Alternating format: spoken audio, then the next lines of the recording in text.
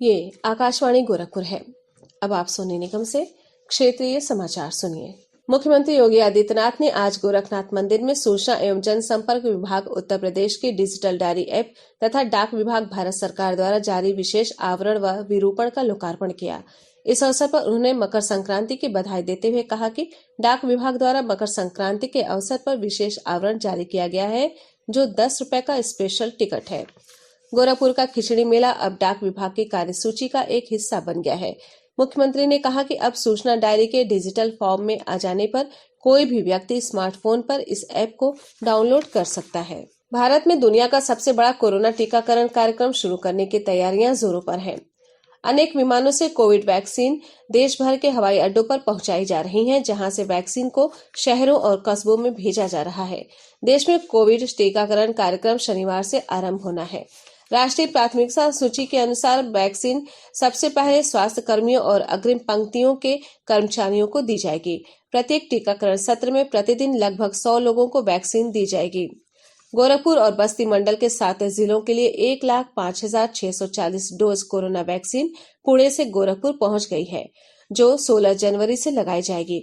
आधिकारिक सूत्रों ने आज गोरखपुर में ये जानकारी दी। सूत्रों ने बताया कि स्पाइस जेट के विमान से 9 बॉक्स वैक्सीन कल शाम गोरखपुर एयरपोर्ट पर पहुंचाई गई। दोनों मंडलों के 7 जिलों में कड़ी सुरक्षा के बीच वैक्सीन भेजी जा रही है। केंद्रीय स्वास्थ्य मंत्रालय ने स्पष्ट किया है कि कोविड वैक्सीन के आवंटन में किसी भी राज्य के साथ भेदभाव करने का सवाल ही नहीं है। सभी राज्यों और केंद्र शासित प्रदेशों को उनके स्वास्थ्य कर्मियों की संख्या के अनुरूप कोविशील्ड और कोवैक्सीन टीके आवंटित किए गए हैं। वैक्सीन खुराक की शुरुआती आपूर्ति है और आने वाले समय में आवश्यकता अनुसार टीके की और भी खुराक उपलब्ध कराई जाएगी। मंत्रालय ने कहा है कि उसने राज्यों को सलाह दी है कि अभियान शुरू करें। अभियान के दौरान प्रतिदिन लगभग 100 लोगों के टीकाकरण को सुनिश्चित बनाएं। तीर्थराज प्रयाग में आज माघ मेले के दौरान मकर संक्रांति के अवसर पर पहला स्नान ब्रह्म मुहूर्त से शुरू हो गया है। श्रद्धालु अभी भी पवित्र गंगा, यमुना और अदृश्य सरस्वती नदियों के संगम पर स्नान कर रहे हैं। इस अवसर पर लोगों को कोरोना गाइडलाइन का पूरा पालन करने के लिए कहा गया है। मुख्यमंत्री योगी आदित्यनाथ ने यहां होने वाली भारी भीड़ और प्रवासी पक्षियों के जमा होने को देखते हुए बर्ड फ्लू के मद्देनजर इस बात की हिदायत दी है कि श्रद्धालुओं को जागरूक किया जाए कि वे पक्षियों की बीमारी के चलते प्रवासी पक्षियों को दाना इत्यादि न खिलाएं। यहां कल्पवास के लिए आने वाले श्रद्धालुओं से कोरोना नेगेटिव टेस्ट रिपोर्ट साथ लाने का निर्देश पहले ही जारी कर दिया गया था। हमारे संवाददाता की एक रिपोर्ट।